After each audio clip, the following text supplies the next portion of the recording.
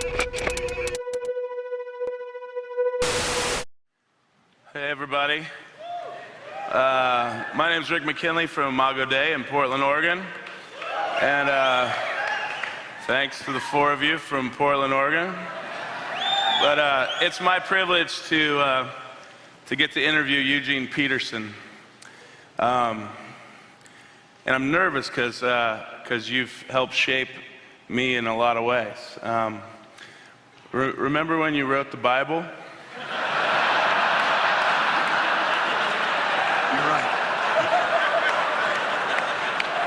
That was awesome.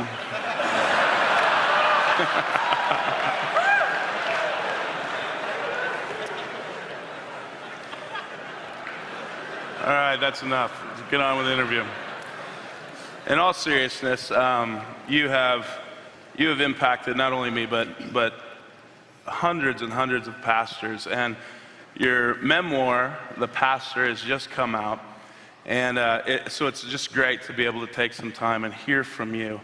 And one of the things that we've talked about and that comes through really strong in the book is all of life forming us as a pastor, particularly your childhood. Can you just help us kind of understand that as pastors? Well, Rick, I think the thing that I hope to convey in the book is that pastor is not a job description. It really is a life that is shaped in a certain way. But it's shaped, all of us have different childhoods, parents, schools, environments, weather.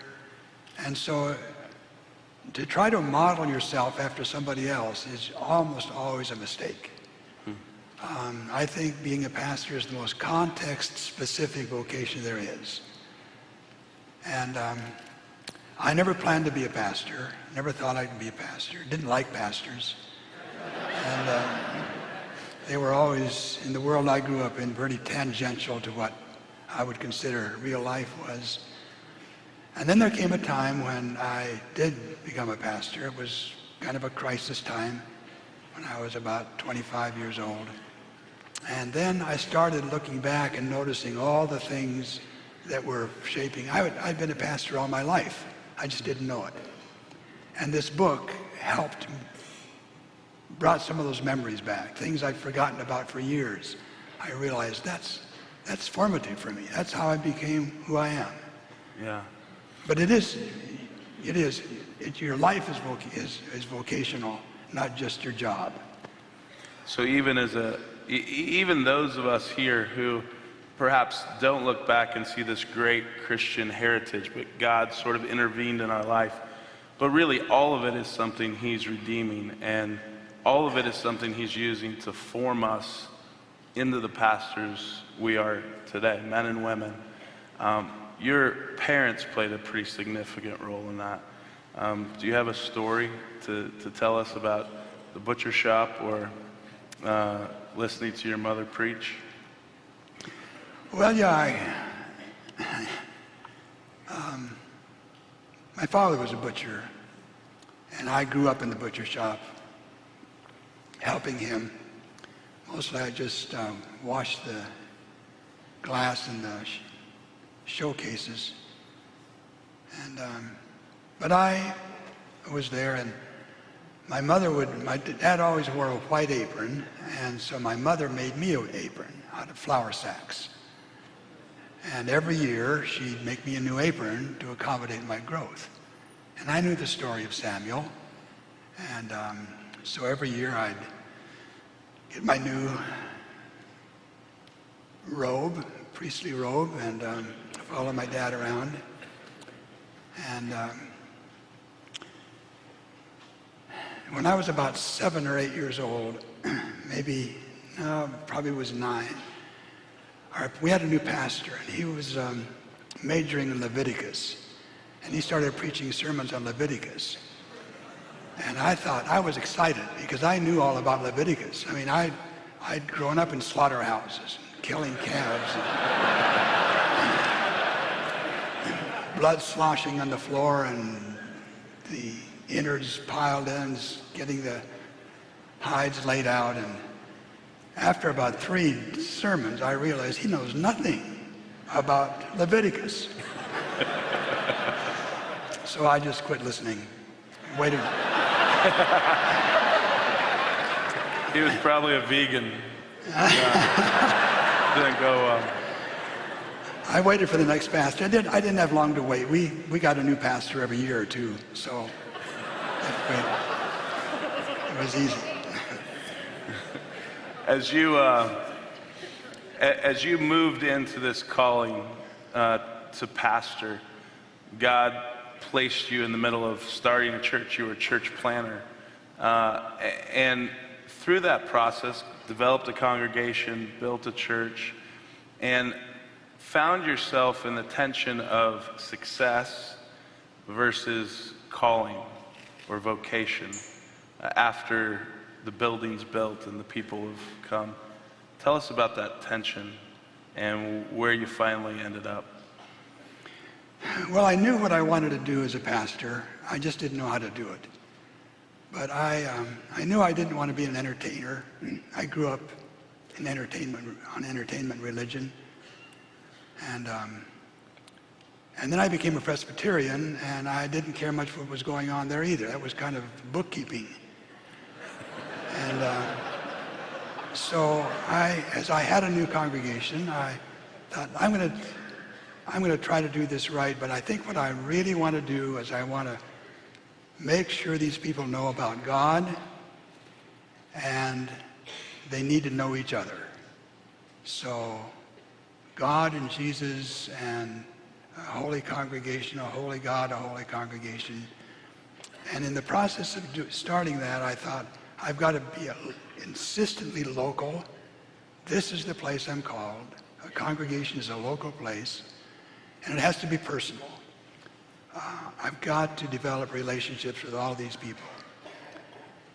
And but then we had a church to build. We had finances to raise. My denomination was paying my salary for 3 years, decreasing it a third each year, and we had a church sanctuary to build, and we did that. We had a viable congregation, and it was glorious. But then, about 6 months after we had built our sanctuary, attendance started dropping off. And I'd go and visit these people, and I'd say, I missed you on Sunday. Is something wrong? I offend you? Detect some heresy in my... Of course, that was... Mostly, these were new Christians, so they didn't even know what a heresy was. And they say, oh, no. No, you're still my pastor. This is my church. I love this church. Wasn't that great what we did? Who would have ever thought a bunch of nobodies like us could do something like this? Isn't that just great? I'm so proud. I'm so glad you asked me to be part of this. But don't expect me to be in church every Sunday. I like to fish and hunt. And so after 6 months or so, my attendance had dropped about a third. And I went to my supervisor and I said, what do I do? He said, start another building program. I said, you've got to be kidding. No, he says, that's all Americans know. You have to have a goal. You have to have something to work at and build and make and see it there. Now, start another building program. And so when I left his office, I knew I wasn't going to do that. But I didn't know what to do. And so I decided I'm not going to do anything. I'm just going to find out how to be a pastor. And about that time, I realized that I had an adrenaline problem. I loved adrenaline. I'd been a competitor all my life. Since I was in diapers, I was a competitor. Athletics were a big thing for me. Academics were a big thing for me. I like to win. I'd like to beat people. And I realized starting another building program would do it. I could just feed the adrenaline addiction. And so I started talking to people, reading books, praying, learning how to take a Sabbath. Jan and I spent a lot of time together trying to figure out how to get rid of this adrenaline addiction, which it really was. And took a long time. Took 6 years. I detail that in the book and the details that went into that. But about 6 years later, suddenly I kind of emerged like I'd been in this stormy sea for a long time and didn't know what was happening, and just I came into a nice safe harbor. And that's when I started to write. I started to write books for pastors, because many of the pastors I knew were either in a funk like I was, or were starting another building program. And, so I thought I'd try. Which isn't much better. Right. So during these 6 years, you are really dealing with God. Right. You're learning to keep Sabbath, silence, solitude, spiritual direction, forming your own soul, forming your own marriage, your own home, and from there. What's the church saying about all this as you do nothing and wait? Oh, I faked it a little bit. I made motions that indicated I was doing something.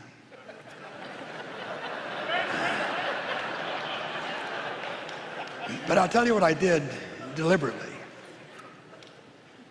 I realized I don't know how to be a pastor, but they don't know what a pastor does. Which is true. I mean, it really is true. So I decided, how can I expect them to know what a pastor does when I'm in the process of learning it myself?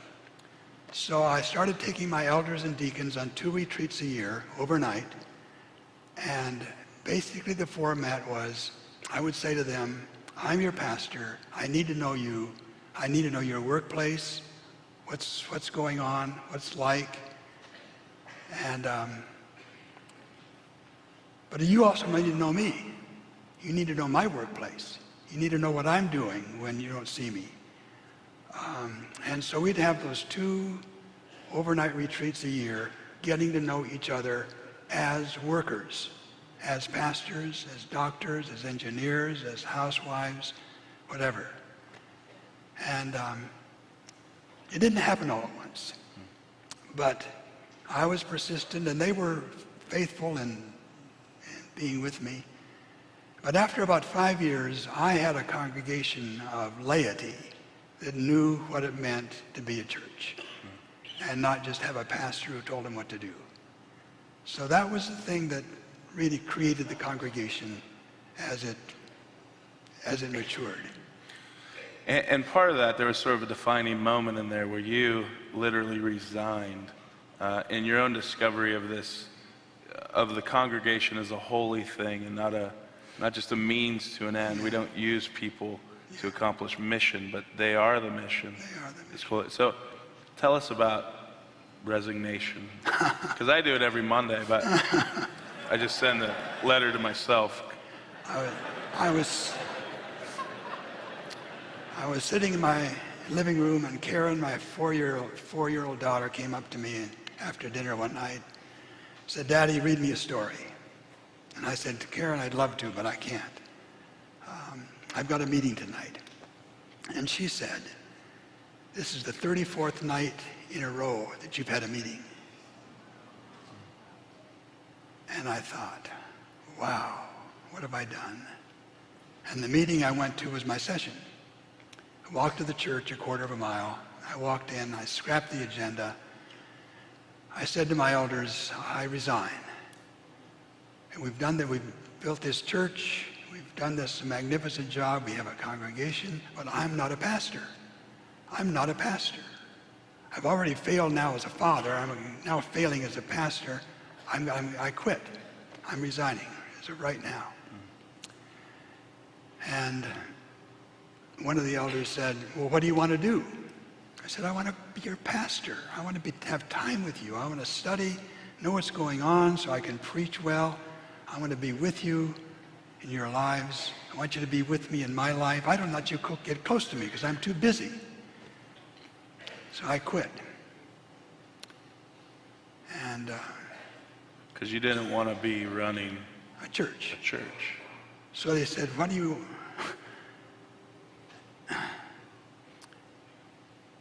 don't you do that? I told them what I wanted to do. I said, because I want to run this damn church.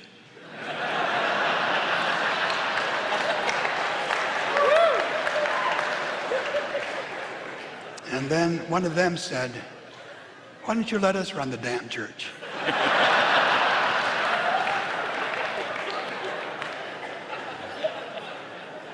I said, you don't know how.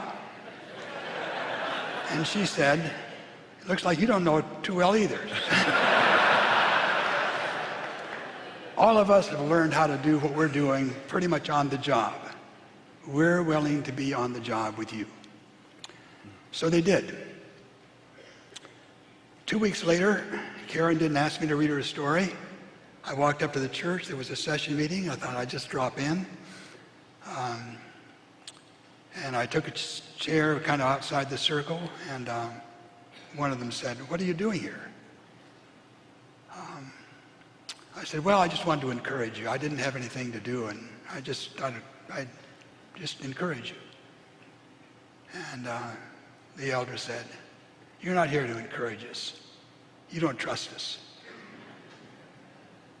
And he was right. I didn't. And I said, no, I guess I don't, but I'll try. And I left, and I didn't come back. We'd already made the agreement that if they wanted me to come to a committee meeting or a meeting of any kind, I'd come for 20 minutes and leave. But it was their meeting. And it was not easy. I mean, they'd made stupid decisions sometimes. But I preached some pretty stupid sermons sometimes, too. So we were even.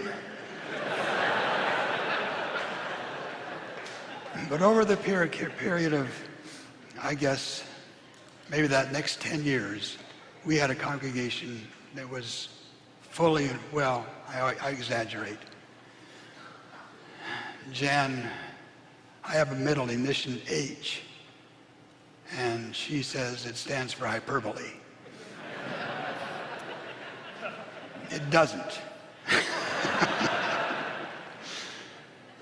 So anyway, there are a lot of things that go into this, but it seems to me, none of us are exempt from having to do this, to learn how to be a pastor on the job, and to learn how to trust the people who are with us on the job, and let them be full-time ministers, not just Sunday ministers or going on mission trips.